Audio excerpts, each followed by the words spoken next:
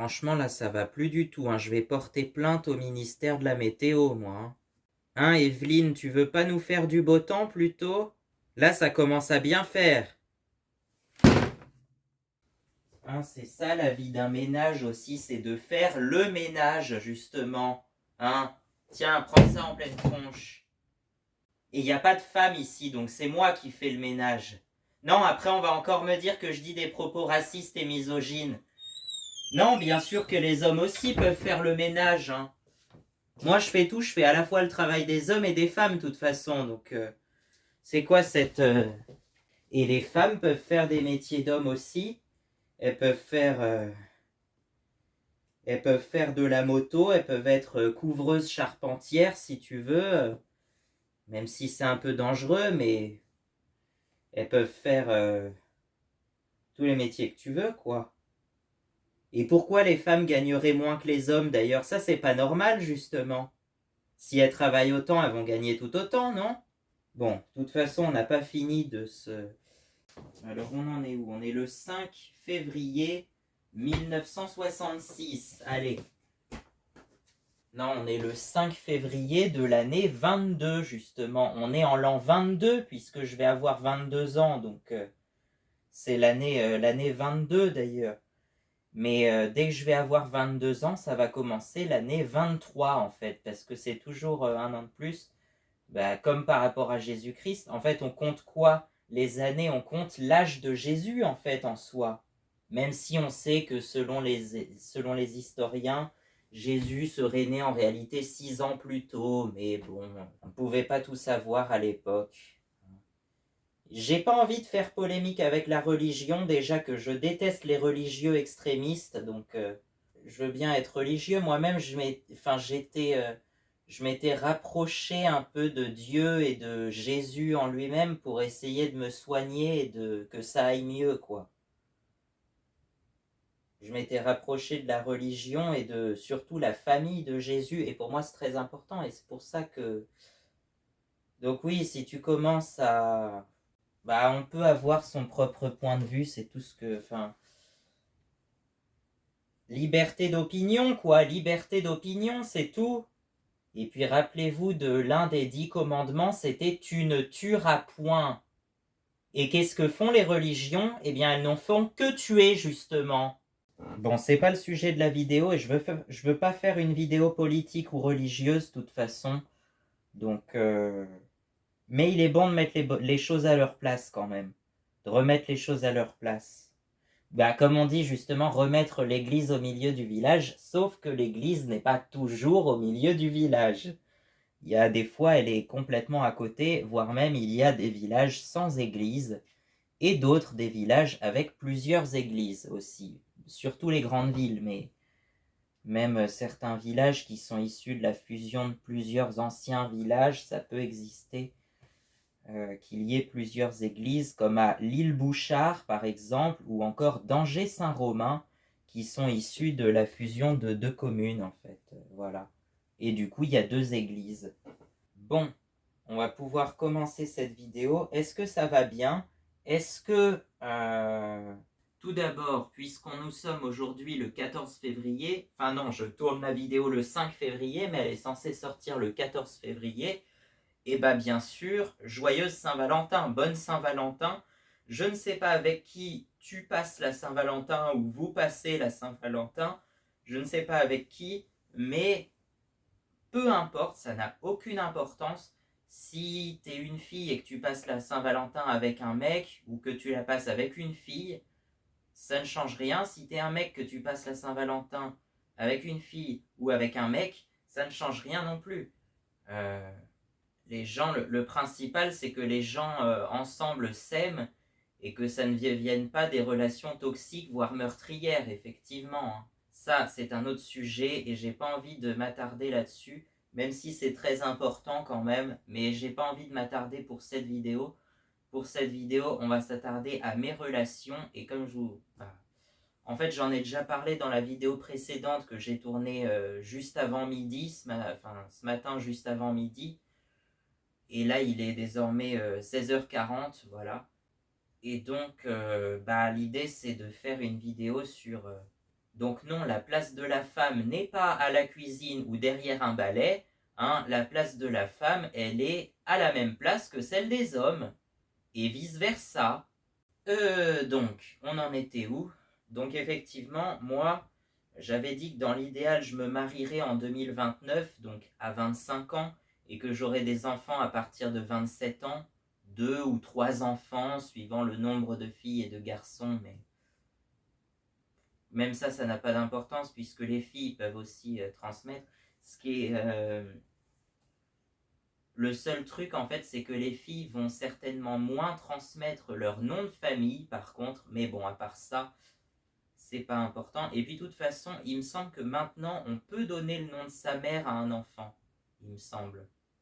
Quand la mère s'appelle Durand et que le père s'appelle Martin, il me semble que l'enfant peut s'appeler soit Martin, soit Durand-Martin, soit Martin Durand. Moi, c'est ce que j'avais vu. Après, peut-être que je me trompe, mais c'est vrai que 99% des cas, l'enfant va prendre le nom du père et uniquement le nom du père. Et d'ailleurs, la mère va prendre le nom de son mari quand elle se marie, justement. Ou alors, souvent, elle prend le nom de son mari suivi de né, son nom de naissance. Tu peux présenter comme ça aussi une femme mariée. Enfin, voilà, quoi. Il y a plein de façons de dire. Mais en espagnol, par contre, en Espagne, c'est complètement différent puisque en général, les femmes gardent leur nom de naissance et les enfants vont prendre le nom du père et le nom de la mère. Alors les parents, ils ont aussi 2 noms, hein, le premier nom de leurs parents et ainsi de suite. Donc, mais on avait vu ça en espagnol, ouais. Ah, les cours d'espagnol, c'était tellement de bons souvenirs avec la prof. Enfin, je me souviens que la première année, la prof, elle n'était pas forcément très sympa. Enfin, il y en a beaucoup qui ne l'aimaient pas. Moi, je me souvenais plus trop, mais il y en a beaucoup qui ne l'aimaient pas, apparemment. Mais la deuxième prof d'espagnol que j'ai eue les autres années, elle était vraiment super sympa, par contre. Je me souviens on devait aller faire nos courses au marché de la Boqueria à Barcelone. Oui, on devait aller à Barcelone. Moi, j'y suis pas allé parce que c'était, je crois, 20 heures de bus ou un truc comme ça. Euh, Donc non, j'aurais pas pu faire quelque chose comme ça avec l'insomnie et tout et le. Puis les heures espagnoles, non mais pourquoi ils mangent à 14 et 23 heures quoi? Quand moi je suis peut-être même le seul français à manger à 8 heures, 12 heures, 16 heures, 20 heures, avec des horaires bien fixes en général. Toutes les 4 heures, ouais, en général. En parlant de collège, justement, donc on avait appris tout le vocabulaire de l'alimentaire en espagnol, du genre una loncha de jamón. C'est à peu près le seul truc que je me souviens là immédiatement. Si, il y a plein d'autres mots que je connais bien sûr, mais on avait pris tout le vocabulaire alimentaire et je me souviens qu'à l'époque j'étais parfaitement bilingue en espagnol en fait. Je parlais super bien espagnol. J'étais même premier régional à l'équivalent du Big Challenge en espagnol puisque je l'avais fait. Ça s'appelait El Campeonato. Et malgré ça, j'avais pas eu un énorme cadeau non plus parce que. Mais bon, c'est pas grave, c'est pas très important. Mais du coup, la prof d'espagnol m'avait fait un cadeau parce qu'elle estimait que je méritais un peu plus dû de ma première position régionale et 13e nationale, je crois en plus, un truc comme ça. Il me semble que j'étais premier régional et 13e national en tout, un truc comme ça. C'est énorme quand j'y repense. Alors que pourtant, j'avais pas trouvé ça hyper dur en plus. C'était des questions du genre. Bah, la seule dont je me souviens, c'était en quelle année Picasso a peint Guernica. Voilà. C'était en 1937, hein, si je dis pas de bêtises. Enfin, en tout cas. Enfin, entre 37 et 38. Il a peut-être mis quelques mois à peindre une toile qui fait quand même 8 mètres de long sur 3,50 mètres de haut, quand même. Ouais. Et donc qui raconte effectivement le bombardement de Guernica qui a eu lieu, je crois, je ne sais plus si c'est le 26 avril ou quelque chose comme ça, mais en fin avril 1937 en tout cas. 1937, ça c'est sûr. Et je crois que c'était le 26 avril, mais à vérifier. Ouais. Je vais pas encore parler du fait d'entretenir la mémoire du massacre de Maillet en Indre-et-Loire. Je pense que je l'ai déjà fait sur plusieurs vidéos. Mais c'est vrai qu'on a tendance à l'oublier puisque c'était le même jour que la libération de Paris, le 25 août 1944. Ouais. Bon, reviens au cours d'espagnol et reviens à mes années collège pour parler effectivement des amitiés, puisque, à vrai dire, j'ai surtout connu des relations amicales, vu que je me considère toujours pas comme un adulte à 22 ans bientôt. Voilà. Mais l'autre truc, c'est que donc j'ai connu des relations amicales, j'ai connu beaucoup de relations amicales avec certainement des dizaines de personnes, enfin au moins une dizaine, peut-être pas des dizaines, mais au moins une dizaine. Et c'était principalement des garçons, tu vois. Donc effectivement, je disais que je n'étais pas plus attiré par les garçons que par les filles ou l'inverse, mais que j'étais plus attiré pour des relations amicales en ce moment. Voilà. C'est surtout ça. C'est surtout ça, c'est pour l'amitié en général. Pour former un couple, je sais pas si on y est, je ne sais pas si on y sera un jour. Ce que j'avais dit dans la précédente vidéo, c'est que à la rigueur, je m'arrangerai pour, peut-être pas pour les adopter officiellement, mais pour transmettre aux enfants de ma sœur ou de mes cousins. Ouais, c'est ce que j'avais dit. Mais encore faut-il que ma sœur et mes cousins aient des enfants. Alors j'ai une cousine qui est devenue maman récemment quand même, que je l'avais dit dans la précédente vidéo. Mais je ne veux pas en parler plus puisque je ne veux pas dévoiler des infos sur ma famille étant donné que je ne sais pas s'ils sont d'accord. Voilà, le consentement est très important. Et justement en parlant de consentement, on va en parler un peu plus tard parce que vous vous doutez bien que ça va venir si on parle d'amour, d'amitié. Il va bien falloir qu'on parle de sexualité, effectivement. Voilà, hein. Donc bon, mais aborder ça sur un ton léger, ça dédramatise un peu tout. C'est vrai que c'est très tabou, c'est peut-être le sujet le plus tabou qui soit. Mais écoute, qu'est-ce que tu veux que je te dise? C'est naturel après tout, hein. C'est comme ça qu'on fait les gosses, les gens vont dire, hein. Non, mais j'avoue que même moi, ça me répugne et ça me dégoûte, donc c'est pour ça que je voulais en parler un peu plus tard. Et donc, j'ai connu pour l'instant que des relations amicales. Fait assez intéressant, c'est que je vais pas dire son nom, parce que je sais pas si elle est d'accord encore une fois, mais quand j'étais en primaire, du genre vers, encore une fois, je devais avoir 8 ans, quelque chose comme ça.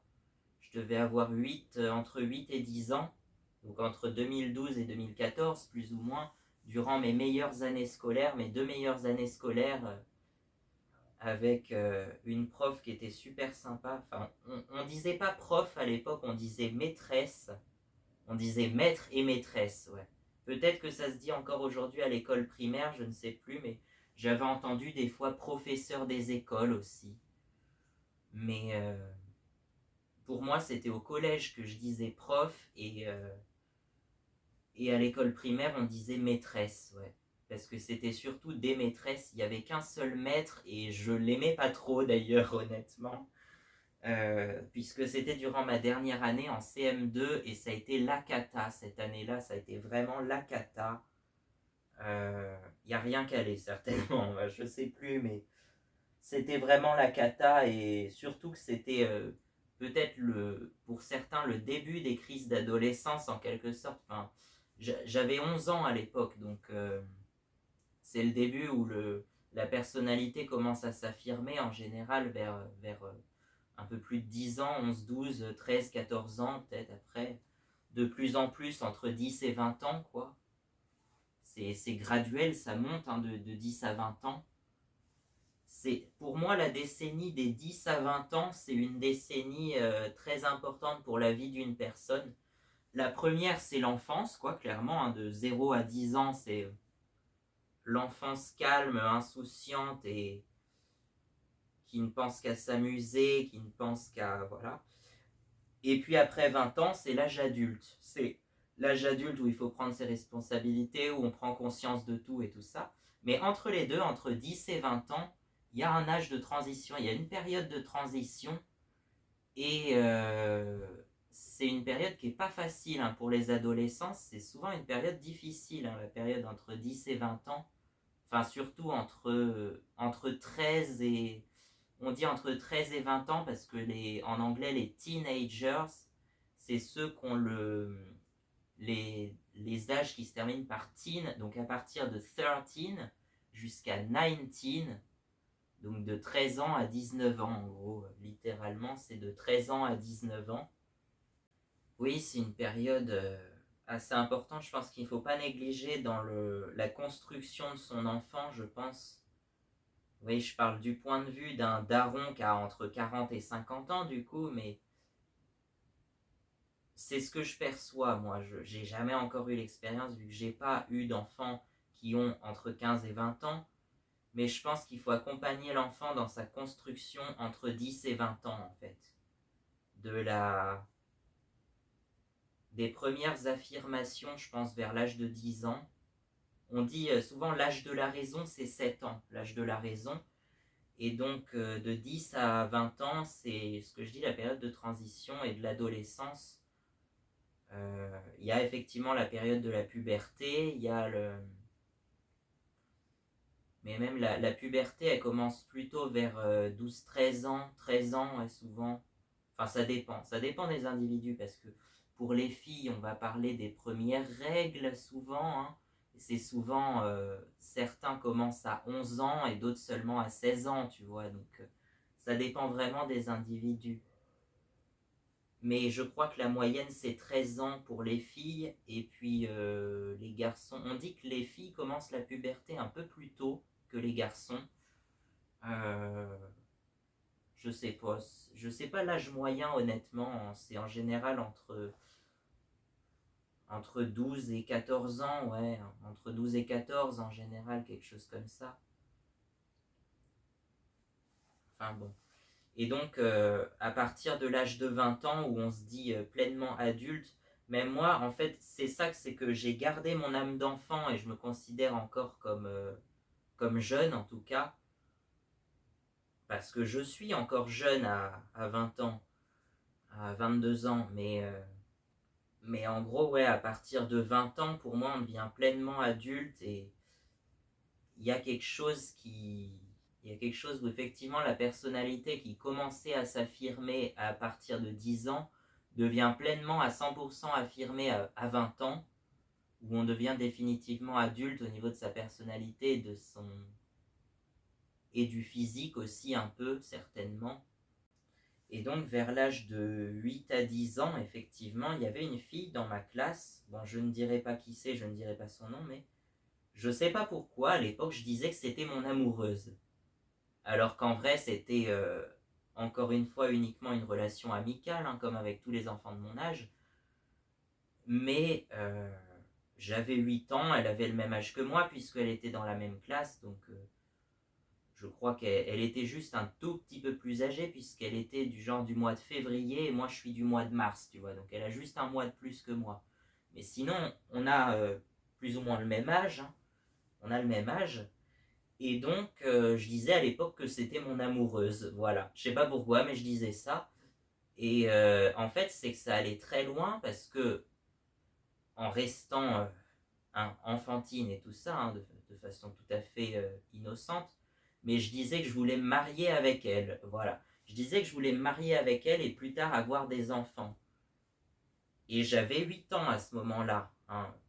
Certains vont trouver ça hyper glauque, mais perso, je trouve que c'est une histoire d'enfant banale et je suis sûr que d'autres ont connu des histoires comme ça du moment que ça n'allait pas plus loin que une simple relation amicale ou entre guillemets une blague, même si à l'époque je le pensais vraiment que j'allais me marier avec elle quand j'allais avoir plus de 20 ans quoi. Bah c'est bien simple, à l'époque j'avais fait le calcul que j'aurais 18 ans en 2022 et à l'époque 2022 ça me paraissait hyper loin. Mais tout ce qui était après 2020, ça me paraissait hyper loin, les années 2020. Et d'ailleurs, déjà à l'époque, j'avais peur des années 2020, tu vois, ça en rejoint. C'est deux vidéos très liées quand même, hein, les deux vidéos que j'ai tournées aujourd'hui, qui vont sortir respectivement les 12 et 14 février. Bah d'ailleurs, je me demande si c'était pas le 14 février son anniversaire en plus. Ça serait le jour de la Saint-Valentin en plus, ça serait drôle ça. Ça serait drôle ça. Mais non, je crois que c'était pas le 14, c'était le 16 ou le 18 plutôt, quelque chose comme ça. Enfin, peu importe. Mais à l'époque, ouais, je disais, je sais plus, quand j'aurai 18 ans en 2022, quoi. Et pour moi, ça me paraissait hyper loin parce que si on admet 2012, tu vois, j'avais 8 ans en 2012. Donc ne serait-ce que 10 ans après, ça me paraissait hyper loin parce que j'avais que 8 ans.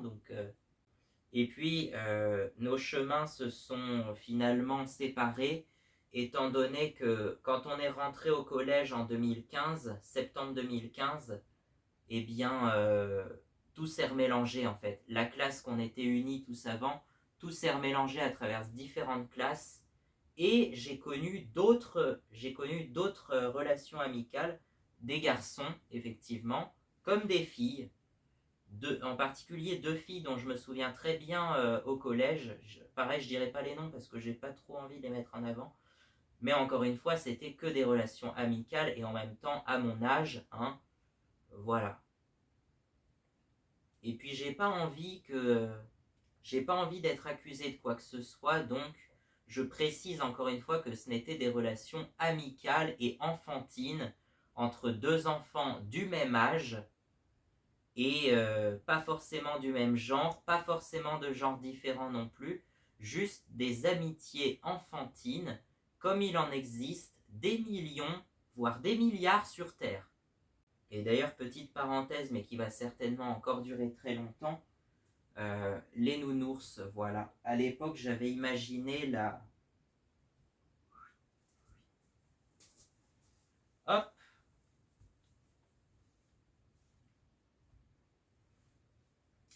Voilà. À l'époque, j'avais imaginé en fait la famille nounours, enfin plus qu'une famille, une association de nounours, d'enfants nounours en quelque sorte. Mais de cela, c'était toute mon enfance, en fait, c'est toute mon enfance. L'association de nounours. Et moi, j'étais en quelque sorte le parrain de l'association, celui qui gère tout. Et je m'appelais Julien. Enfin, je disais que je m'appelais Julien et que j'avais 15 ans de plus, que j'étais né en 1989 du coup, et que j'avais 25 ans au moment de l'association, donc en 2014, tu vois, j'avais 10 ans en vrai, mais je disais que j'en avais 25. Et donc, j'accompagnais des nounours qui avaient à l'époque Rosélia, qui est née en 2001, par exemple, donc elle avait 13 ans à l'époque, jusqu'à Bouba, le plus jeune, qui est né en 2006, qui avait donc euh, 2006, 8 ans à l'époque, c'est ça, 8 ans, ouais. Enfin voilà, des nounours qui avaient une dizaine d'années, mais qui ont grandi petit à petit, qui ont grandi avec moi. Et donc aujourd'hui, forcément, Booba, il va avoir quasiment 20 ans, il va avoir 20 ans cette année. Et Rosélia, elle a déjà 25 ans et elle est déjà maman. Elle est devenue maman il y a peu, tu vois. Enfin, c'est ce que j'imagine. Que je dis qu'elle s'est mariée en 2024, elle est devenue maman en 2025. Et ouais, le temps passe vite. Sidonie, du coup, t'es où Sidonie? Elle est là. Sidonie, elle est devenue grand-mère déjà, à l'âge de 48 ans, parce que elle est devenue maman à 24 ans, puis Rosélia a voulu faire de même et devenir maman à 24 ans aussi. En soi, c'est pas très jeune, 24 ans, c'est même un âge correct, j'ai envie de dire. Mais, euh, mais voilà.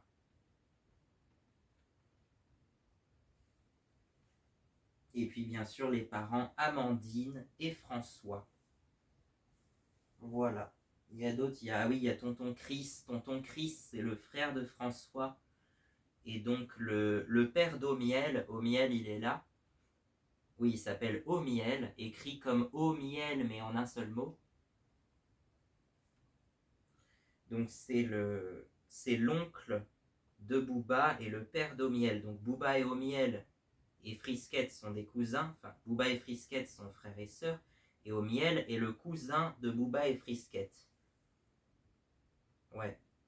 Le fils de Christian, donc le neveu de François, et donc François est l'oncle d'Omiel du coup aussi. Ouais. Et Amandine peut être considérée aussi comme la tante d'Omiel par alliance, effectivement. Et puis il y a bien sûr le lapin aviateur, grand ami de Renard, Renard lui-même grand ami de Booba et Frisket, mais genre limite frère de Booba et Frisket, puisqu'il a été recueilli seul, on ne connaît pas ses parents, et donc il a été en quelque sorte adopté par la famille Nounours, par Amandine et François, et Booba et Frisket. Voilà. Et donc le lapin aviateur, Booba, Frisket et Rosélia le connaissaient déjà avant. Alors pourquoi je l'avais appelé lapin aviateur? Parce qu'il a un avion de dessiné sur le, sur le torse. Là, on voit. Du coup, je l'appelais lapin aviateur, ou Jeannot, de son vrai nom, c'est Jeannot. Voilà. Jeannot Lapin, alias le lapin aviateur. Je vais vous montrer un petit peu plus près.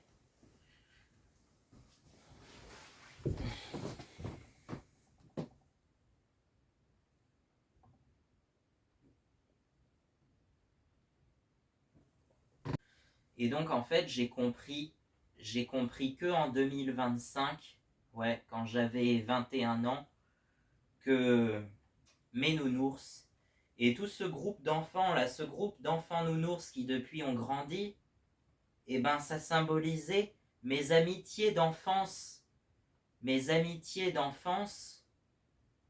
de quand moi-même j'avais leur âge, j'ai toujours eu leur âge, puisque je disais que Renard serait même né le même jour que moi. Et voilà. Quant à Frisket, elle a 1 an de plus, Booba il a 2 ans de moins, Rosélia elle a 3 ans de plus, et Jeannot il doit avoir 2 ans de plus que moi.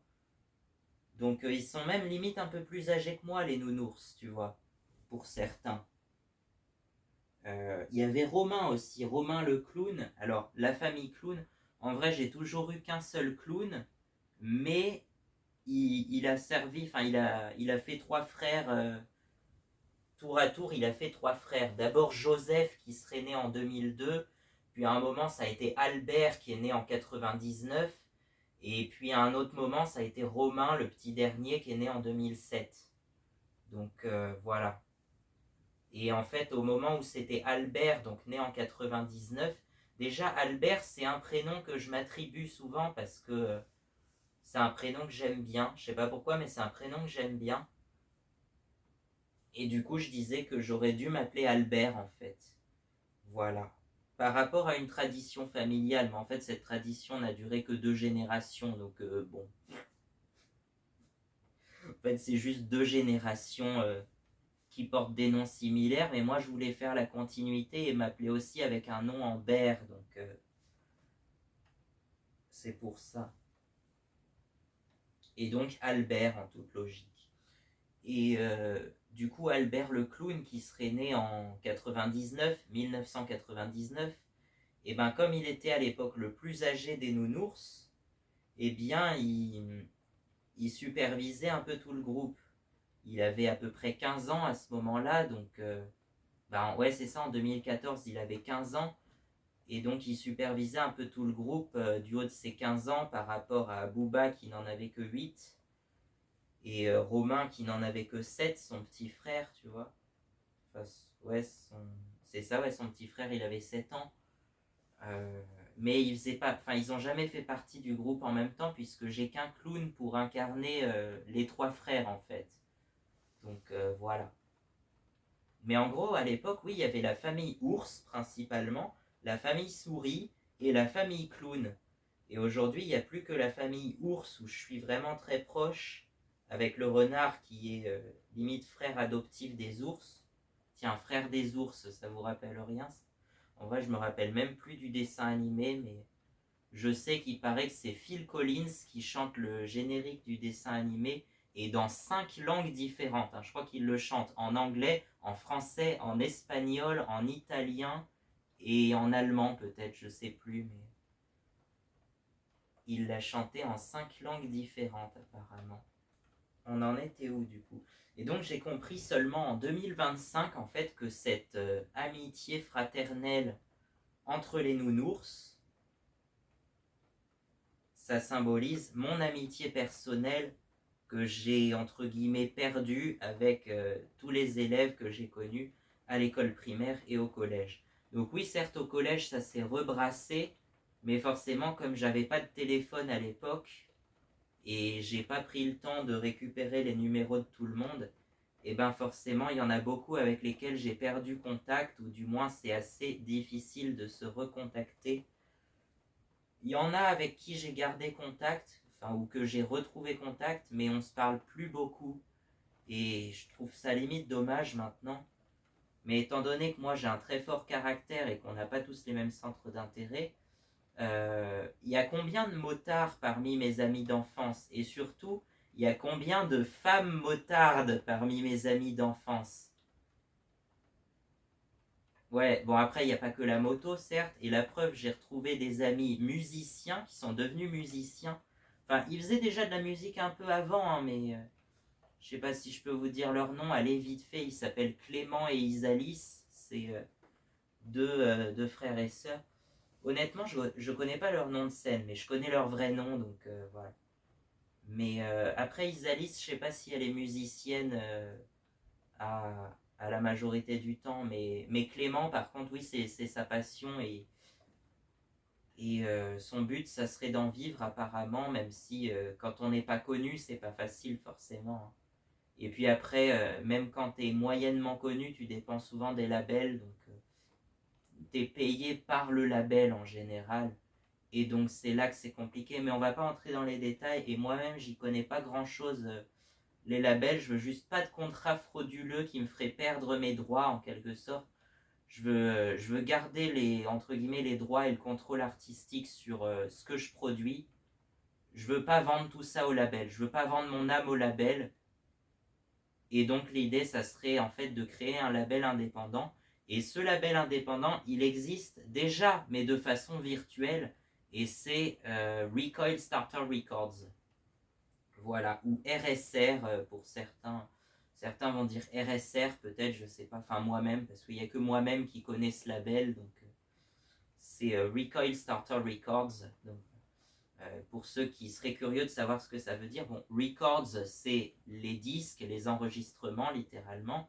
Et Recoil Starter, c'est un démarrage manuel. Un démarreur manuel ou lanceur à cordes que tu vas trouver principalement sur les engins de motoculture, sur des tondeuses, des trucs comme ça, des moteurs de bateau, mais aussi parfois des quads et des motoneiges. Voilà. Et tout ça, j'adore. J'adore les moteurs de ce type-là avec lanceur à cordes. Les moteurs de type Honda GX, si tu connais les moteurs Honda GX, c'est des moteurs qu'on retrouve partout dans la motoculture. Je sais plus comment ils appellent ça. Il y en a qui s'appellent, c'est pas un moteur auxiliaire ou moteur stationnaire, je crois qu'il y en a qui disent aussi. Ou ouais, bah, des moteurs comme ça de groupe électrogène par exemple aussi. Enfin, voilà, ce type de moteur qu'on trouve partout sur tout type de machines qui ont besoin d'une certaine puissance, parce que ça fournit une puissance entre 3 et 13 chevaux en général. Donc à la louche entre 2 et 10 kilowatts, entre 2000 et 10 000 watts plus ou moins, puisque 1 kilowatt ça fait 1,36 cheval à peu près. Donc c'est pour calculer la puissance des moteurs, souvent en fait. Souvent on compte en chevaux vapeur, mais l'unité du système de base international, enfin la norme, ça serait plutôt compté en kilowatts, puisque le cheval vapeur, c'est une unité plutôt anglo-saxonne, soi-disant, enfin, une unité qui ne dépend pas du système des watts et donc du système métrique, en fait, c'est ça. Le cheval, ça dépend pas du système métrique, alors que les watts, ça dépend du système métrique, puisque c'est, je crois, justement le cheval qui tire une force de 75 kg sur 1 mètre en 1 seconde, quelque chose comme ça. Je crois que c'est une histoire comme ça, l'histoire du cheval vapeur puis du kilowatt. D'ailleurs, la machine à vapeur de James Watt, justement, ça tient son nom de là, en fait. Le watt, ça tient son nom de James Watt, tout comme d'autres unités, hein, le pascal, le joule, l'ampère, le volt, tout ça, c'est des noms de personnes, en fait. C'est des scientifiques qui ont étudié et qui ont donné leur nom à ces unités, puisqu'ils l'ont étudié eux-mêmes, en fait. Blaise Pascal, par exemple, il a étudié la pression de l'air, certainement, et du coup, il a donné son nom à l'unité de pression de l'air, le pascal. Voilà. Qu'on appelle aussi bar, mais en fait, un bar, c'est égal à 100 000 pascal, et donc, des fois, on compte en bar, voilà. Un bar, c'est égal à 100 kilopascal ou 1000 hectopascal, 100 000 pascal, quoi. Sauf que les anglophones, eux, ils vont compter en psi ou PSI, soit littéralement 1 livre par pouce carré, c'est-à-dire 1 livre c'est 450 grammes, et 1 pouce c'est 2,54 cm, donc sur un carré de 2,5 de côté, une force de 450 grammes sur un carré de 2,5 cm de côté, quoi. En gros, c'est ça. Bon, on s'égare.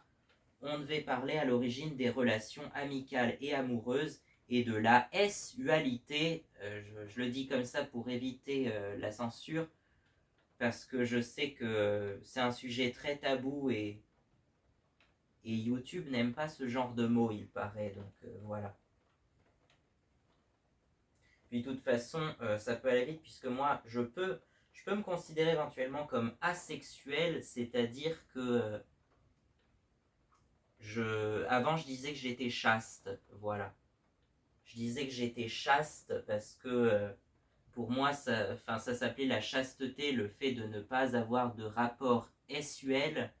Et donc, on n'en sait rien. Peut-être qu'un jour, hein, peut-être que ça va venir d'un coup, j'en sais rien. Peut-être qu'un jour, ça va venir d'un coup, qu'il va y avoir une fille ou un garçon d'ailleurs, peu importe, qui va me taper dans l'œil et qui va être littéralement coup de foudre et avec qui je vais passer tout le reste de ma vie. Peut-être même que c'est ce qui me sauvera. D'ailleurs, ça, tiens, en parallèle, ça me fait penser à la chanson The Fate of Ophelia, que vous connaissez sûrement, de Taylor Swift. C'est une de ses dernières chansons de son dernier album. Donc voilà, elle tourne pas mal à la radio en ce moment, même si j'écoute plus la radio ni la télé, mais je l'ai quand même entendue, étant donné que c'est une chanson qui est vachement connue, et qui paraît que Taylor Swift, là où elle passe, elle défonce tout. Donc voilà, quoi. Mais c'est vrai que je connaissais surtout Shake It Off et un peu Blank Space à la rigueur. Mais je connais assez mal Taylor Swift, alors que c'est vrai que c'est une des chanteuses les plus connues de son ère. C'est peut-être de l'ordre des Beatles ou de Michael Jackson aujourd'hui, même si ça égalera jamais la légende des Beatles et de Michael Jackson. Mais voilà, quoi, pour vous donner un ordre d'idée, il me semble que Taylor Swift, elle a atteint un record qui était précédemment détenu par les Beatles, justement. Voilà, c'est quand même pas négligeable. Vous connaissez Taylor Swift comme vous connaissez les Beatles, que vous soyez n'importe où sur Terre. Vous connaissez deux noms au moins, en tout cas les Beatles, Taylor Swift et Michael Jackson. Et Elvis Presley aussi éventuellement. En général, vous connaissez ces noms sans même savoir qu'est-ce qu'ils chantent. Hein, pour ceux qui sont parmi les plus, je veux pas dire incultes, mais même ceux qui n'ont pas beaucoup de culture savent deux noms, les Beatles, Michael Jackson, Elvis et Taylor. Voilà, quoi. Et puis peut-être des noms comme Beyoncé, Rihanna. Oui, pas mal de noms de femmes, bizarrement. Donc c'est vrai que les femmes sont moins connues dans l'industrie musicale, mais il y en a quand même eu. Donc voilà. Madonna, c'est la femme qui a vendu le plus d'albums. Peut-être qu'elle sera dépassée un jour par Taylor Swift, d'ailleurs, j'en sais rien, mais voilà. Madonna, et puis Et puis d'autres qu'on cite souvent comme Nina Simone, Janis Joplin, Barbara Streisand, ouais, entre autres. Elle, pour le coup, je sais même plus ce qu'elle chante exactement. Et puis Tracy Chapman, dont on parle très peu et qui est pourtant une femme auteure, compositrice, interprète très connue. Mais Tracy Chapman, voilà, pour ceux qui connaissent. Talking about a revolution. C'était la seule chanson que je connaissais au bout d'un moment, mais par la suite j'en ai connu deux autres, qui sont toutes les trois d'ailleurs sur son premier album sorti en 1988. Peut-être même qu'on l'a cet album, parce qu'il me semble que ça me disait quelque chose, et qu'on doit avoir quelque part un album de Tracy Chapman. Certainement le premier album. C'est sorti en 88, ouais. Avec Fast Car, Baby Can I Hold You Tonight et Talking About a Revolution.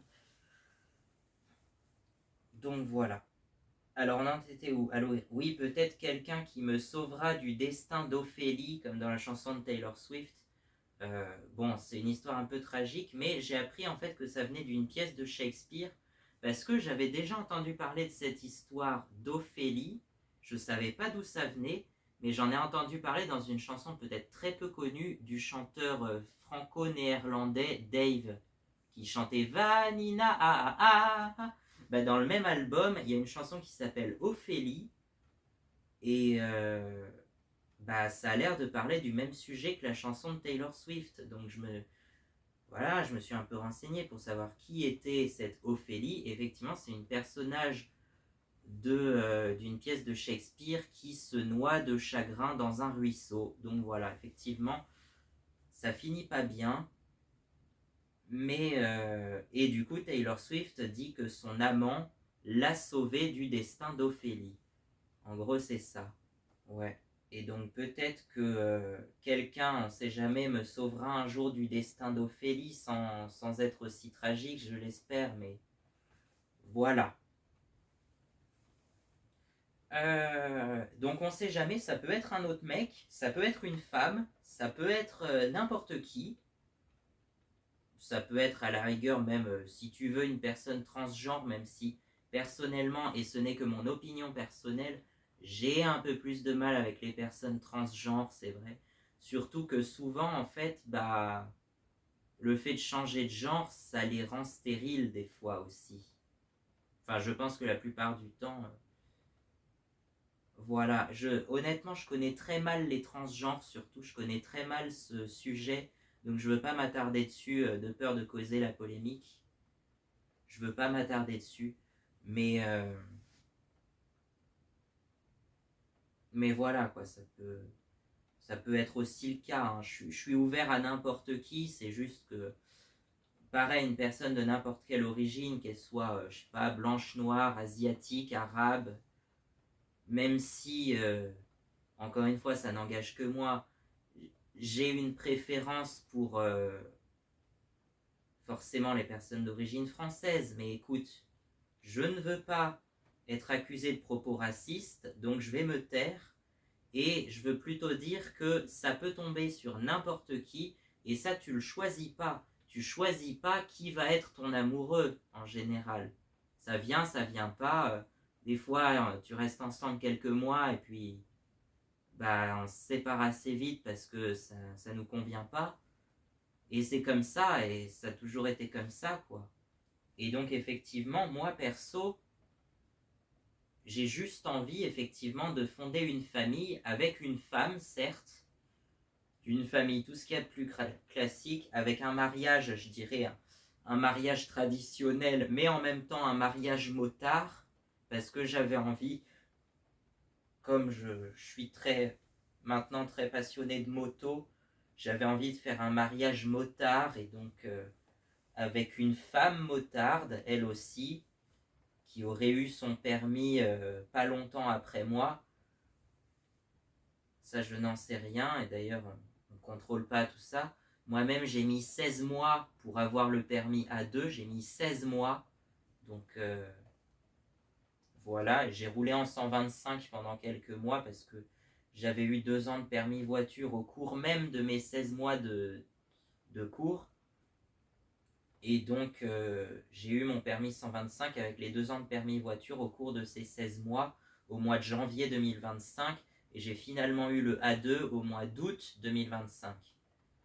Donc voilà, là ça fait 1 an tout pile que je conduis ma 125 et je l'adore toujours autant.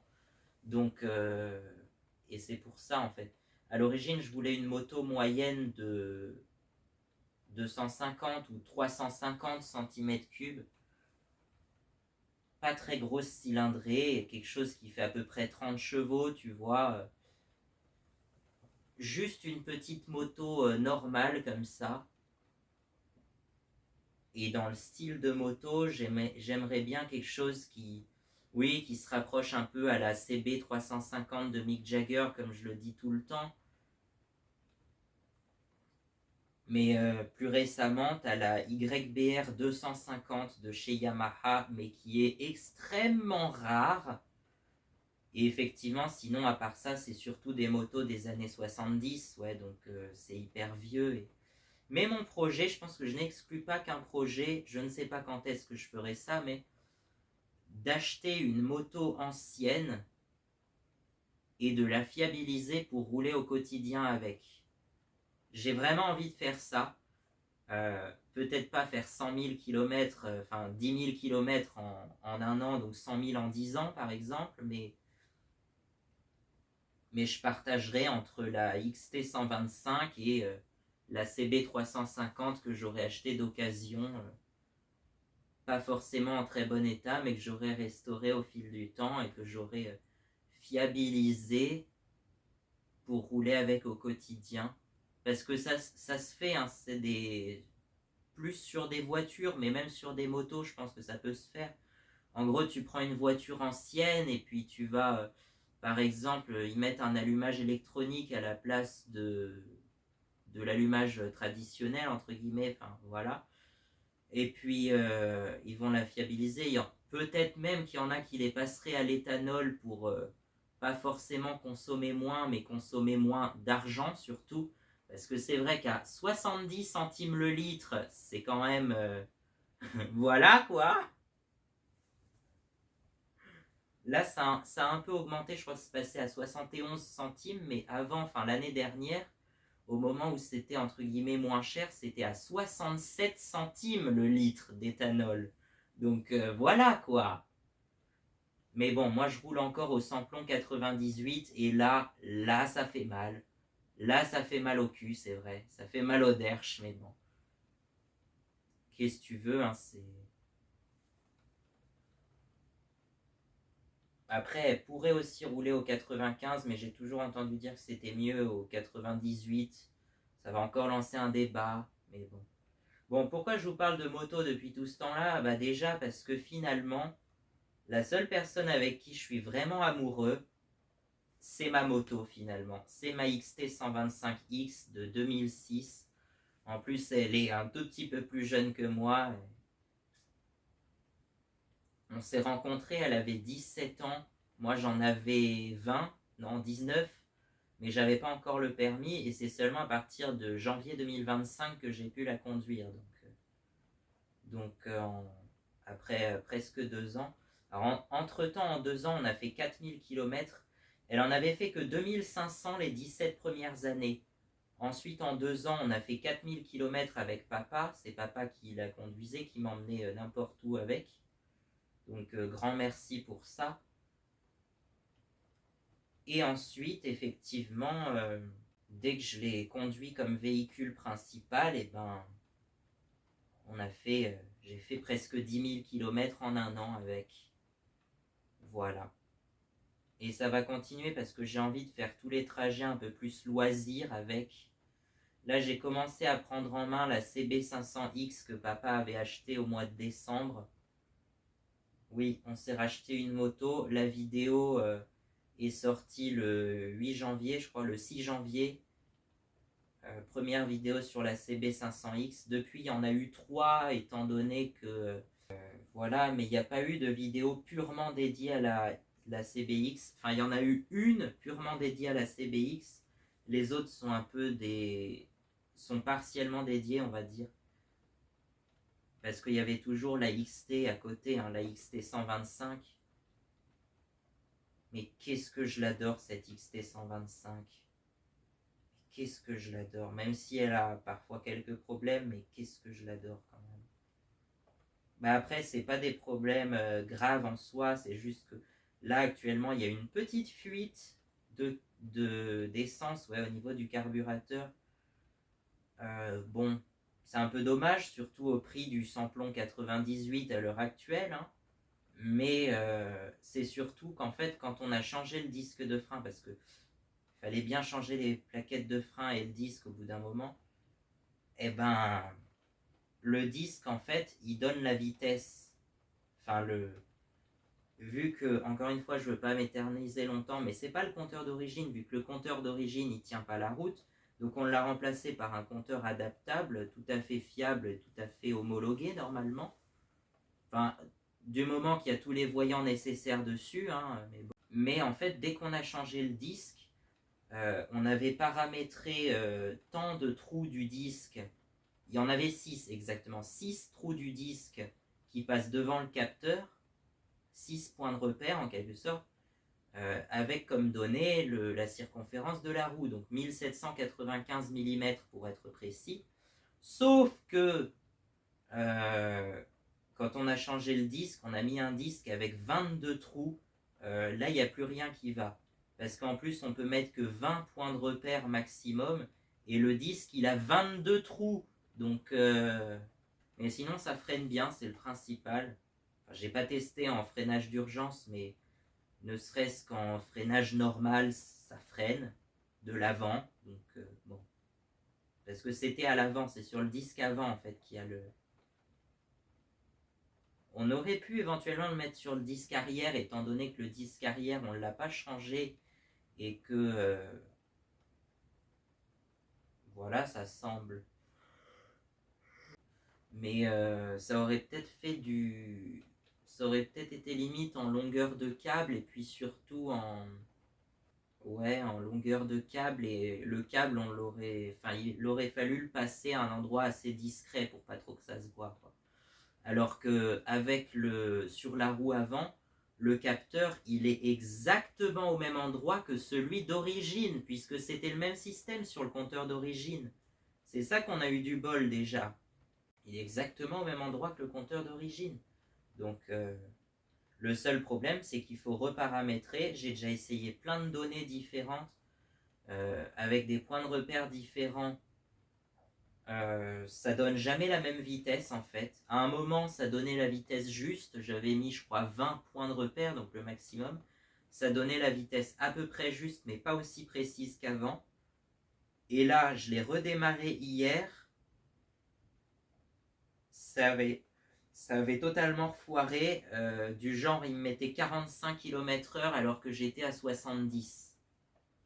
Là, il y a un problème. Et il me comptait que 7 km au lieu de 10, quelque chose comme ça. Parce que ça compte aussi les kilomètres, forcément. Mais par contre, quand on avait changé le disque en gardant le paramètre d'avant, alors là, ça s'emballait, mais littéralement, je roulais à 188 km/h. Alors qu'en réalité, j'étais à 80, quoi. Et le compteur, il avait enregistré une vitesse de 188 km/h et 23 km de distance sur un trajet qui n'en faisait que 10. Donc voilà. Mais ce que je disais, je ne sais même pas si je trouverai l'âme sœur un jour, puisque je suis déjà en couple avec ma XTX. Mais le problème, c'est que on peut pas faire d'enfants ensemble, quoi. Même, je sais même pas si ça peut exister des hybrides de motos et d'espèces humaines. Ça fera une Lady Gaga de la pochette Born This Way, si tu vois un peu le. Il me semble que c'est la pochette de Born This Way de Lady Gaga, où elle est représentée par une moto avec une tête de Lady Gaga. Voilà. Et puis il y a éventuellement Painkiller de Judas Priest aussi, où la pochette c'est une moto dragon un peu, voilà. Un peu de l'image qu'on a du motard, rocker motard, heavy metal, un peu de l'enfer et tout ça.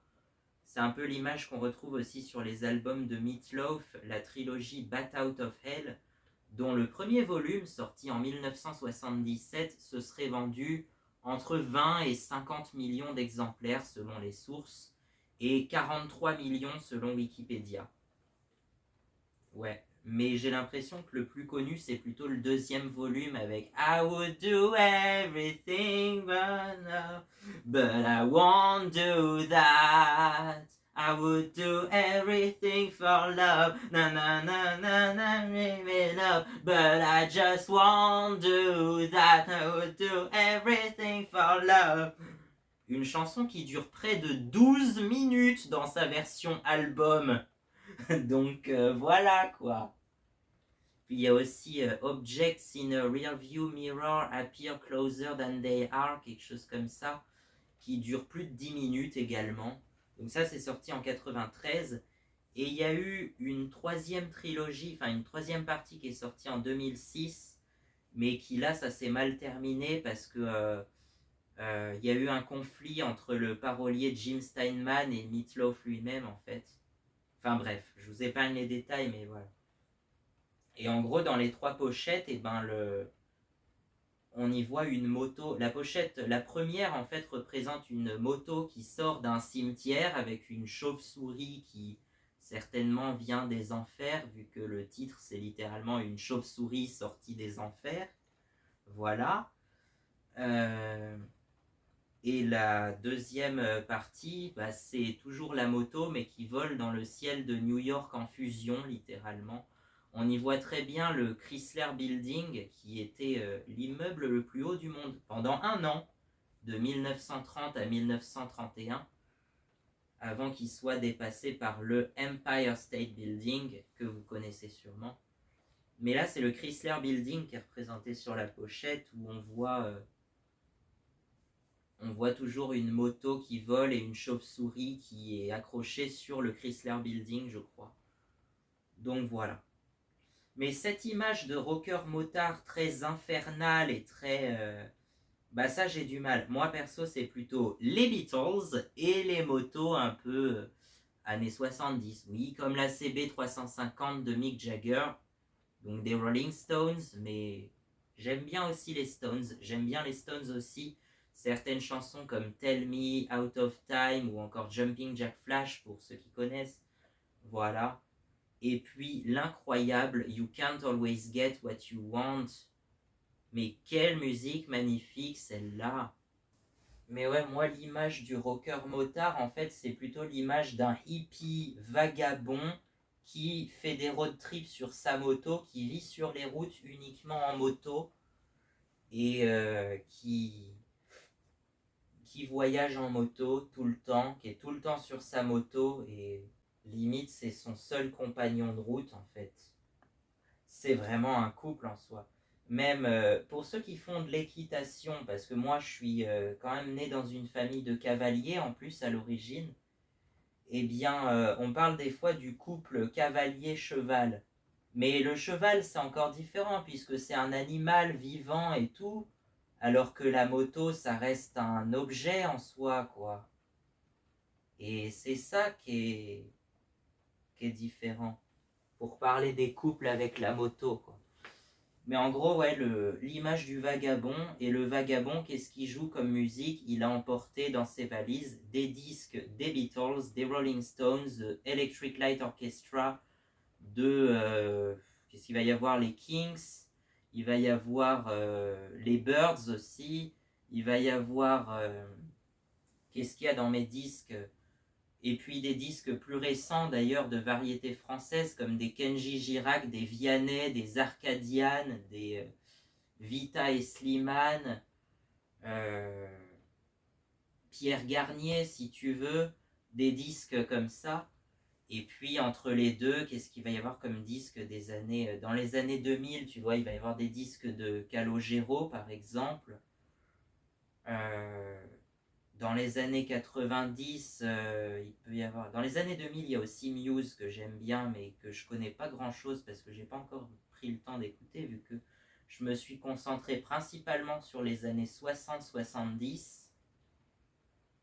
Et j'ai déjà listé tous les artistes des années et toute l'évolution de la musique dans la vidéo précédente.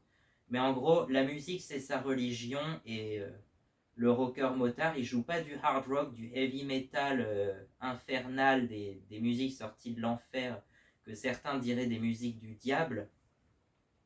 Le rocker motard, il va jouer plutôt des musiques calmes, du rock mais assez calme et assez posé, du rock un peu hippie, sans être trop psychédélique non plus. Il va jouer du rock normal, entre guillemets. Sa chanson hymne, peut-être que sa chanson hymne, c'est Ticket to Ride des Beatles, par exemple. She's got a ticket to ride. Oh, she's got a ticket to ride. She's got a ticket to ride, but she don't care. I don't want to watch she's running so high. She ought to think twice, she ought to do right by me. Before she gets to saying goodbye.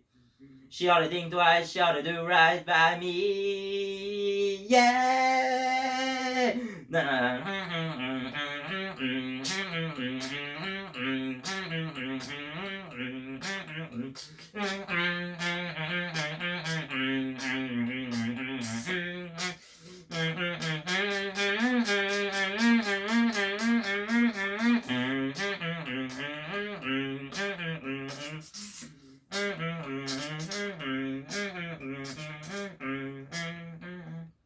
Non mais vraiment, j'adore cette chanson.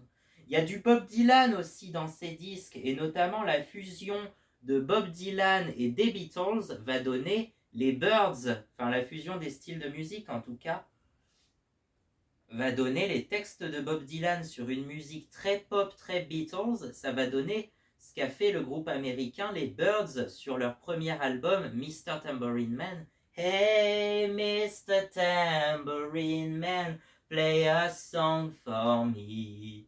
In the jingle jangle morning, I'll come following you.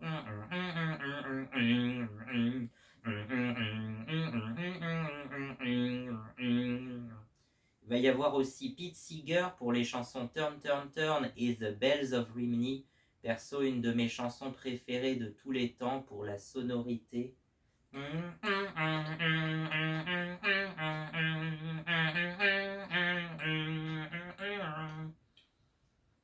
Ou encore We'll Meet Again de Vera Lynn, effectivement. Some sunny day, hey hey hey. Some sunny day, hey hey hey. On va avoir plein de titres comme ça, effectivement. Mr. Tambourine Man, c'est vrai que si je l'avais, cet album, je l'emmènerais dans mes valises partout, hein, parce que pour moi, c'est pas le meilleur album de tous les temps, mais c'est mon album préféré, en tout cas, certainement, de tous les temps. Non, mon album préféré, bah, je sais pas lequel c'est, ça va être le futur album que j'enregistrerai avec des musiciens, je pense. Voilà, parce que honnêtement, je ne sais que chanter, je sais très mal jouer de la musique. Souvent, le hippie, il se balade toujours avec sa guitare, mais une guitare, ça prend de la place à emmener sur une moto, et puis, de toute façon, je sais pas bien en jouer, donc voilà. Non, par contre, il aurait emmené, mais il aurait emmené un lecteur ou une platine pour jouer ses disques, non? Je sais pas comment il les écouterait, ces disques. Ah, mais c'est vrai que maintenant on a le téléphone et Internet partout, hein? Mais bon. Mais bon, oui, ça c'est un autre sujet. Donc voilà, tout ça pour dire que, de toute façon, des relations amoureuses, j'en ai pas, j'en ai probablement jamais eu. Sauf avec ma moto, mais bon, ça peut pas être considéré comme sérieux, quoi. Enfin, franchement, voilà, quoi. Et puis des situations amicales, oui, j'en ai connu, des relations amicales, mais avec toujours un peu de distance, et aujourd'hui de plus en plus de distance et de méfiance, j'ai l'impression, et ça, c'est limite dommage, quoi. Après, pour tout ce qui est de la sexualité, c'est vrai que c'est tabou, et moi-même j'ai peur de faire polémique avec mes propos, mais je disais, de toute façon, du moment qu'il y a consentement, il n'y a pas de problème. Du du moment qu'il y a consentement et que bien sûr c'est fait en privé, en caché, parce que voilà, il n'y a pas de problème à ça. Et par contre, on dit par exemple l'âge du consentement c'est 15 ans. En France c'est 15 ans, je crois qu'au Royaume-Uni c'est 16 ans et en Espagne c'est 14 ans si je dis pas de bêtises. En Turquie c'est 18 ans par contre. Voilà, ça dépend selon les pays, mais j'avais vu une carte d'Europe comme ça sur l'âge du consentement selon les pays. Je crois que la grande majorité des pays d'Europe c'est 15 ans, mais il y en a certains c'est 14 ou 16, effectivement. En France c'est 15 ans en tout cas. C'est-à-dire qu'il faut avoir au moins 15 ans pour avoir un rapport sexuel consenti. Hein, voilà.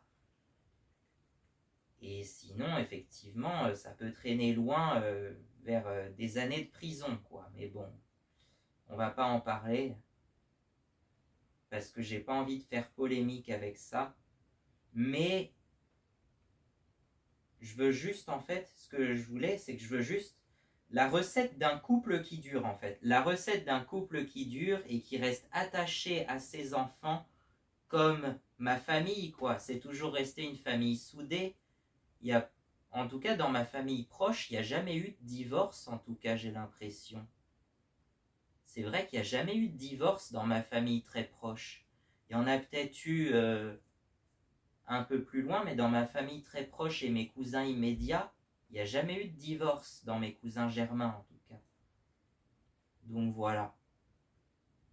Ils sont toujours restés soudés et c'est ça que j'aime bien aussi.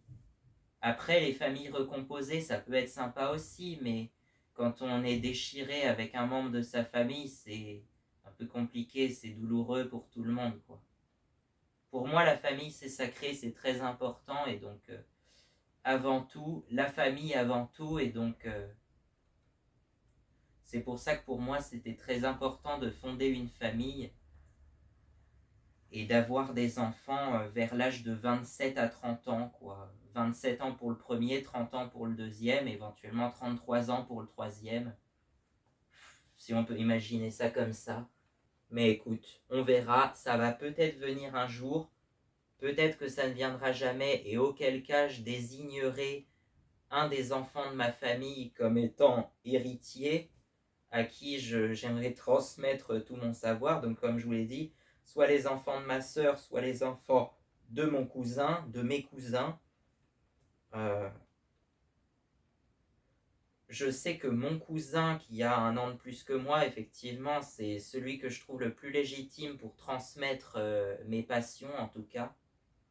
Et donc, mais écoute, et puis dans les années futures, bien sûr, oui, ça sera les enfants de ce cousin, mais dans 30 ans, quoi. Donc, mais moi, ce que je vous dis comme conseil, n'attendez pas pour profiter de votre vie. Si vous le pouvez, partez sur les routes dès maintenant et vivez votre aventure, vivez ce que vous avez envie de vivre. N'attendez pas, faut y aller maintenant. Faut y aller maintenant, et puis voilà. Que vous soyez d'ailleurs solitaire, en couple, avec des enfants. Alors c'est vrai que il y en a qui font ça, de partir en camping-car avec leurs enfants à travers des aventures et tout ça. Après, justement, ça pose la question du consentement. Le consentement, c'est pas que sexuel, hein, c'est aussi pour plein de choses. Le consentement, c'est l'accord, c'est juste l'accord, le fait d'être d'accord. Donc, est-ce que les enfants, eux, ils consentent à vivre une vie nomade et tout ça? Et c'est ça que j'ai du mal, parce que d'un côté, si les enfants sont d'accord, ok, mais de leur jeune âge, de leurs 4 ou 5 ans, est-ce qu'ils peuvent pleinement consentir à quelque chose? C'est ça qui fait débat et que j'ai pas trop... même moi, j'arrive pas à trouver mon opinion là-dessus. Par exemple, les enfants stars, les enfants qui sont exposés au public, est-ce que eux sont d'accord d'être exposés publiquement? Est-ce que eux sont consentants? S'ils sont consentants, pourquoi pas? Si les parents sont consentants aussi, bah bien sûr. Mais et ils peuvent aussi changer d'avis. On peut imaginer aussi que les enfants changent d'avis, que vers 5 ans ils sont consentants, que vers 10 ans, ils sont plus trop consentants, puis que vers 15 ans, ils sont à nouveau consentants à être exposés au public, ou à vivre une vie nomade, ça peut être pour plein de choses. Enfin, voilà, on peut imaginer plein de trucs comme ça. Enfin, moi, tu vois, c'est vers 16 ans que j'ai un peu trouvé ma voie vers les vidéos, en tout cas. On peut dire que c'est mon métier principal, même si ça ne me paye pas, mais on peut dire que c'est mon métier principal quand même, le fait d'être vidéaste et photographe un peu de temps en temps, mais c'est une activité en tout cas. Si c'est pas un métier, c'est quand même une activité principale qui prend beaucoup de place. La moto, c'en est une autre qui prend énormément de place également. Et c'est pour ça que j'ai fait 9600 km en un an. Enfin bref, il y a plein de trucs comme ça. Donc imaginez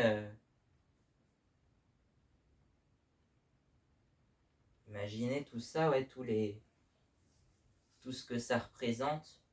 Donc oui, je disais de temps en temps que j'étais en couple avec ma moto, mais bah en vrai, c'est vrai que je suis très attaché, très affectif. C'est tout ce qui compte pour moi. Et en vrai, même si c'est un objet matériel qui certes ne vaut pas énormément de choses, faut bien distinguer la valeur réelle, enfin la valeur financière et la valeur affective qui est complètement différente. J'ai beaucoup plus d'affection pour effectivement ce que j'aime le plus au monde, c'est certainement ma XTX qui vaudrait certainement dans les 1500 €, mais en vrai j'ai pas du tout envie de la vendre justement pour ça. Et même tu vois, même la CBX qu'on a acheté 5200 €, donc beaucoup plus cher quand même, et ben j'y suis moins attaché quoi.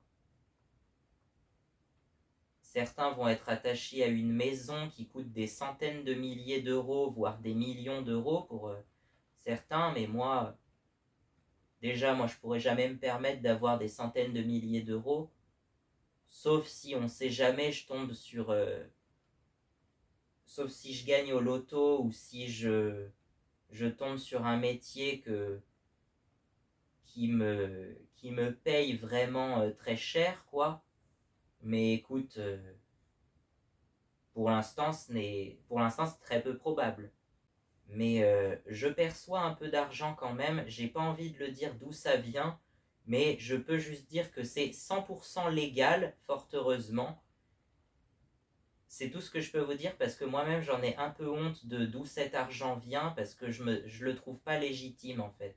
Je le trouve pas légitime, mais ça j'ai pas envie d'en parler maintenant. Je le parlerai certainement sur une prochaine vidéo qui ne sortira je ne sais pas quand, mais j'avais envie de sortir une vidéo sur mon parcours scolaire aussi. Peut-être que tout ça, ça pourrait être dans la même vidéo.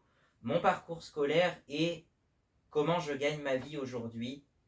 Bah, déjà, il faut savoir qu'aujourd'hui, je vis avec très peu, enfin, je dépense très peu et que, certes, je suis peut-être pas 100% autonome, mais je vis avec 500 € par mois à peu près. Ce qui fait que je reçois à peu près 1000 € tous les mois et j'en mets 500 de côté tous les mois. Et le reste, je le dépense, mais j'en mets 500 de côté tous les mois. Donc au bout d'un an, j'arrive à amasser 6000 € par exemple. Donc c'est vrai qu'actuellement, je sais pas, et puis c'est un peu tabou de parler d'argent, je sais pas pourquoi, et puis je veux pas être volé ou arnaqué ou quoi que ce soit, mais maintenant je dois avoir certainement 10 000 € de côté en tout, quelque chose comme ça. Je sais plus, mais des fois je regarde mes comptes de temps en temps, mais j'y pense pas instinctivement comme ça, donc c'est vrai que j'ai tendance à dépenser sans compter, mais par contre je dépense pas beaucoup et je fais très attention à des dépenses. Et il y a certaines dépenses, par exemple, qui me font un peu plus mal au derche que d'autres, alors qu'elles sont moins importantes. Ouais. Je disais au moment où je devais changer mon compteur de moto que ça me faisait moins chier d'acheter un compteur de moto à 350 € plutôt que d'acheter je sais plus quoi d'autre mais qui coûtait beaucoup moins cher parce que j'en aurais pas l'utilité. Mais le rapport à l'argent, ça on en parlera probablement dans une autre vidéo. Donc voilà. Et puis je sais que l'argent c'est un peu tabou pour certains, donc mais voilà. J'étais prêt, je ne l'ai pas encore fait, mais j'étais prêt à verser 1600 € à papa pour racheter une partie de la moto, la CBX en tout cas. La XTX, je l'ai racheté avec ce que j'ai vendu du Kisby en fait. Mon premier scooter que j'avais déjà acheté moi-même 1500 € à l'époque. Euh, on va dire que ça coûtait à peu près 2000 € avec tous les accessoires. Mais 2000 € pour un scooter neuf qui n'avait jamais roulé en plus. C'est vraiment pas cher en fait. Enfin moi je trouve ça pas cher en tout cas. Surtout pour un scooter Peugeot. Donc voilà. Je trouvais ça vraiment pas cher à l'époque, 1800 €, même si l'année précédente il était qu'à 1500 et qu'il a augmenté de 300 € en un an. Mais bon, 1800, donc plus les accessoires, on était à 2000 à peu près. J'en ai payé les trois quarts, on va dire, parce que je sais pas pourquoi, mais voilà. Et ensuite, je l'ai revendu 1200 € en mars 2025. Et en gros, j'ai gardé 150 € sur moi et j'en ai redonné 1050 à papa, puisque la XTX, on l'avait acheté 1050 € à l'époque, en 2023. Donc en gros, j'ai vendu le Kisby et j'ai redonné l'argent du Kisby à papa pour racheter la moto, en fait, pour racheter la XTX. C'est pour ça. Et donc aujourd'hui, vu que j'ai pas mal d'argent de côté et que je pense plus me lancer dans la van life, c'est plus trop d'actualité maintenant, j'ai l'impression. Peut-être que ça va revenir, j'en sais rien. Mais j'ai envie de vivre sur les routes. Mais le problème, c'est que comment vivre sur les routes au quotidien, c'est compliqué. À part effectivement vivre dans un van, sauf que moi je suis plus moto que van, et j'ai déjà du mal à conduire une voiture. Alors imaginez conduire un camion, c'est compliqué quoi. Donc mais c'est vrai que ouais, j'ai du mal à conduire une voiture, et pourtant faire des road trips en voiture, ça pourrait être moins compliqué qu'en moto, mais ça a moins de charme qu'en moto. Par contre, en moto, vraiment, tu profites pleinement des paysages et tout ça, alors qu'en voiture, je sais pas, t'es un peu plus enfermé. Enfin, je trouve que c'est pour ça aussi que j'aime moins les voitures. Je sais pas pourquoi, j'ai toujours moins aimé les voitures que les motos. Et puis, en fait, j'ai toujours été plus à l'aise en moto qu'en voiture en conduisant. Ouais. Parce que j'ai fait 4 ans de scooter avant de conduire ma 125. Puis là, à part le fait qu'il y ait des vitesses et que effectivement les poignées d'embrayage et de frein soient pas tout à fait au même endroit, parce que sur les scooters, tu as le frein arrière à la main gauche en fait, là où tu as l'embrayage sur une moto à vitesse. Par contre, le frein à droite, le frein avant à droite, ça change pas, mais le frein arrière, il est sur la poignée gauche pour les scooters, alors que sur les motos à vitesse, il est au pied droit, le frein arrière. C'était juste ça la différence, et le fait qu'il y ait effectivement une boîte de vitesse en plus. Mais sinon, j'ai pas senti beaucoup de différence, et ça, je l'ai prise en main très naturellement. La XT, je l'ai prise en main très facilement. Et puis la CBX, j'ai eu un peu plus de mal parce qu'elle est plus lourde. Moi, c'est un peu plus le poids, et c'est pour ça que je voulais une moto légère. La YBR 250, bien qu'elle soit très rare, elle pèse que 138 kg par exemple. 138 kg. La YBR 125, elle fait à peine 100 ou 110 kg. Et puis la XT 125, c'est pareil, elle fait entre 100 et 110 kg à vide. Donc 120 avec le plein et un peu de chargement, peut-être un peu plus même. Mais ça reste une moto vraiment très légère, et c'est pour ça que je l'adore. C'est très maniable. Alors papa il dit que même la CBX c'est un vrai vélo, mais moi je sais pas, elle me fait un peu peur quand même. Elle me fait un peu plus peur la CBX, et puis je l'ai pas encore très bien prise en main. Même si c'est vrai que jeudi dernier j'ai fait plus de 100 km avec. Je me suis bien amusé, je l'ai prise en main. J'ai fait une grande rando avec. Je crois que j'ai dû faire plus de 100 km dans la journée. Puis ensuite, on est allé à Sainte-Maure pour récupérer ma XT qui était au garage à ce moment-là. Et donc, voilà quoi. Oui, parce que c'est pour ça qu'elle était au garage, pour changer les disques, entre autres. Et les joints speed fourche. Ouais. Donc voilà. Et ben, il est 18h, ça fait 1h30 que je tourne cette vidéo. C'est peut-être un peu trop long, je suis désolé, mais je vais essayer de me débrouiller avec ce que j'ai. Je vais essayer de pas trop me prendre la tête avec le montage. Je sais pas ce que je vais faire, mais voilà. C'était ma Yamaha, ou Albertus ma Yamaha. Et je vous ai parlé des nounours en début de vidéo parce que l'ancien nom de la chaîne c'était moi, ma Yamaha et mes nounours jusqu'en 1er décembre 2025 où j'ai choisi de changer pour Albertus ma Yamaha parce que c'est un nom que je trouve plus identifiable. Et donc voilà. Allez, à bientôt et on se retrouve pour une prochaine vidéo. Faites-vous plaisir, c'est le principal. Vivez votre vie à fond. Allez.